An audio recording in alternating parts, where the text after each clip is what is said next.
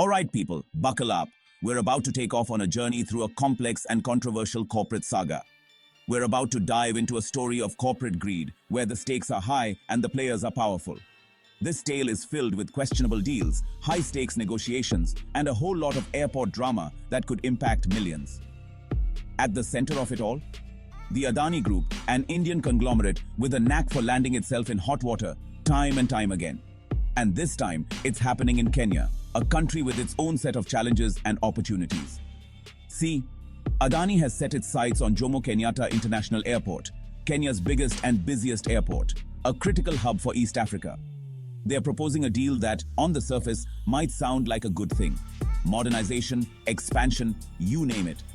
New terminals, better facilities, and improved services. But trust me, things aren't always as they seem. Behind the glossy brochures and grand promises, there are layers of complexity and potential pitfalls. This isn't just about adding a few extra terminals or upgrading the Wi-Fi. It's about a fundamental shift in how the airport is run and who benefits from it. This is about control. Control over one of the most important pieces of infrastructure in the region. Adani wants to operate, manage and profit from JKIA for the next 30 years. That's a long time to hold the reins, and they want to do it on their terms. Terms that might not be in the best interest of Kenya or its people. Now, you might be thinking, hey, private investment in infrastructure isn't necessarily a bad thing, and you'd be right. In many cases, it can lead to improvements and efficiencies. But this deal stinks worse than a week-old mango. It's got all the hallmarks of a bad bargain. We're talking about a whole bunch of red flags, from questionable financial arrangements to a blatant disregard for transparency. The kind of red flags that make you sit up and take notice. It's enough to make you wonder who this deal is really benefiting. Is it the Kenyan people? Or is it the corporate giants looking to line their pockets? Spoiler alert, it ain't the Kenyan people. The local population stands to gain little while potentially losing a lot. So, let's unpack this suitcase full of problems, shall we? Let's dig deeper into the specifics of the deal and what it means for Kenya. Get ready to dissect the Adani Airport deal and see why it might just be a major loss for Kenya. We'll look at the financials, the politics, and the potential long-term impacts. We'll explore how the Kenyan government is handling this situation and what the opposition has to say. Are they protecting the interests of their citizens, or are they being swayed by corporate interests? We'll also take a look at historical precedents. What can we learn from other controversial deals that have gone down in history? Are there lessons that Kenya can apply here? Ultimately, this story isn't just about an airport. It's about the future of Kenya and its people. It's about who gets to make decisions and who gets to benefit from them. So stay tuned as we unravel the layers of this complex and controversial deal. The stakes are high, and the outcome could shape the future of Kenya for decades to come. Now, this whole airport takeover is happening under the guise of a public-private partnership, or PPP. But what does that really mean for the people of Kenya? The idea behind PPPs is simple. The government teams up with a private company to get big projects done. These partnerships are supposed to leverage the strengths of both sectors. In theory, it's a win-win. The government gets the infrastructure it needs without bearing the full financial burden, and the private company gets a profitable venture. The government gets much-needed infrastructure, and the private company gets to, make a little or a lot of money. Ideally, this should lead to better services and facilities for the public. But here's the catch. Kenya's PPP Act of 2021, the very law designed to protect the public interest in these deals, is being twisted like a pretzel. This act was meant to ensure that such partnerships are fair and transparent. This act was supposed to ensure transparency and fairness in PPPs. It was supposed to be a safeguard against any form of exploitation or unfair advantage. Instead, it's being used as a shield to push through a deal that reeks of corporate favoritism. The very principles of fairness and transparency are being undermined. The Adani Group seems to be exploiting loopholes in the act like it's an Olympic sport. They are navigating through the legal language with precision, finding every possible advantage. They're taking advantage of vague language and weak oversight to secure a deal that benefits them at every turn. The lack of stringent checks and balances is alarming. Think of it like this. Imagine going into a business deal where your partner gets to write the contract, decide how the profits are split, and even gets to take your stuff if things go south. It's a scenario where one party holds all the cards. Oh, and they also get a nice tax break while they're at it. These incentives are supposed to encourage investment, but in this case, they seem to be tipping the scales unfairly. That's kind of what's happening here. The balance of power in this partnership is heavily skewed in favor of the private company. The Kenyan government, instead of acting as a tough negotiator protecting its people's interests, is acting more like a pushover, letting Adani call all the shots. This raises serious questions about the government's role and effectiveness. And you know who ultimately ends up footing the bill in these lopsided deals? It's the everyday Kenyan citizens who bear the brunt of these decisions. You guessed it, the Kenyan people. They are the ones who will have to deal with the consequences, whether it's through higher taxes, reduced services, or other indirect costs. The public outcry is growing louder. People are demanding justice and transparency. They want to know why their government is allowing such a one-sided deal to go through. Investigative journalists are digging deeper, uncovering layers of corruption and favoritism.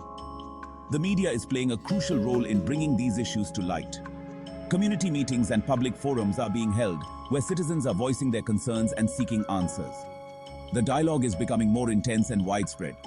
Legal experts are analyzing the contract, pointing out the numerous loopholes and potential breaches of public trust. There is talk of legal battles and challenges to the deal. Government officials are under increasing scrutiny. The public is demanding accountability and transparency. Officials are being questioned about their decisions and actions.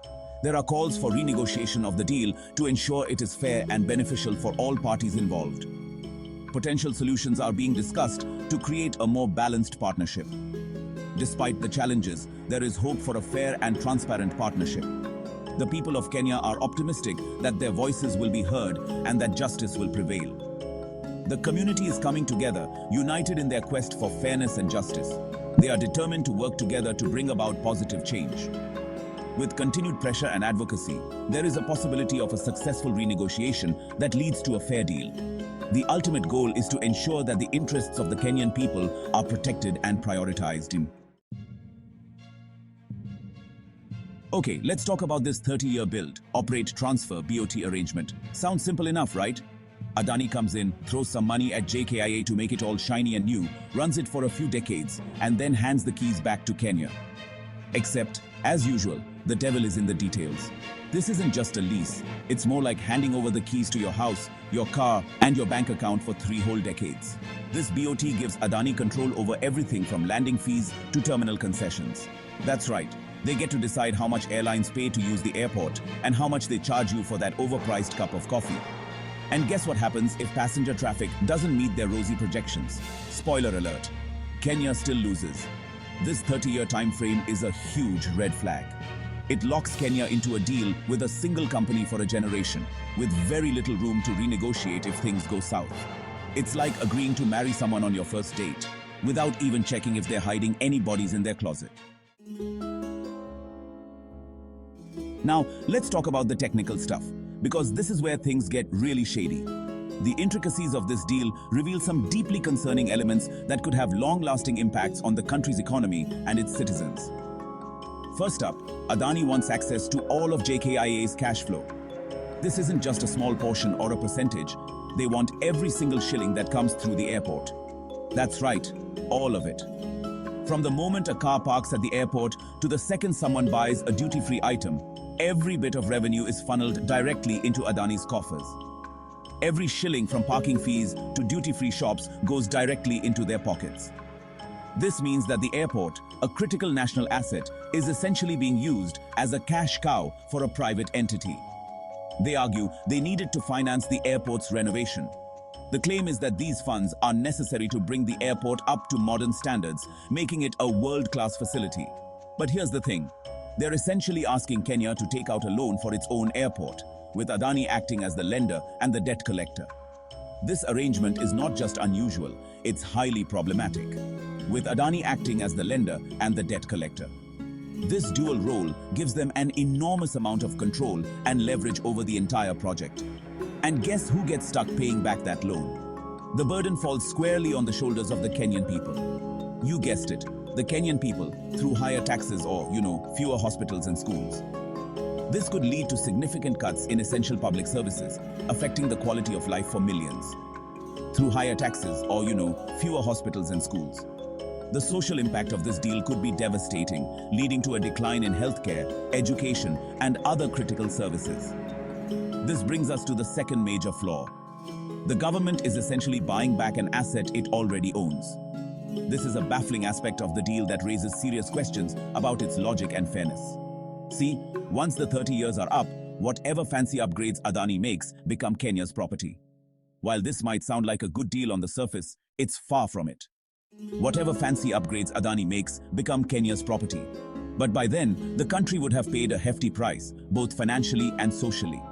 It's like paying rent on your own house and then having to buy back your furniture at the end of the lease. This analogy perfectly captures the absurdity of the situation. This deal isn't just financially questionable, it's downright insulting. It undermines the sovereignty of the nation and exploits its resources for private gain. It's like Adani walked into a casino, convinced everyone to play a rigged game, and then acted surprised when they won. This metaphor highlights the inherent unfairness and manipulation involved in the deal. Convinced everyone to play a rigged game, and then acted surprised when they won. The entire setup is designed to benefit Adani at the expense of the Kenyan people, and then acted surprised when they won. This deal is a stark reminder of the need for transparency, fairness, and accountability in public-private partnerships.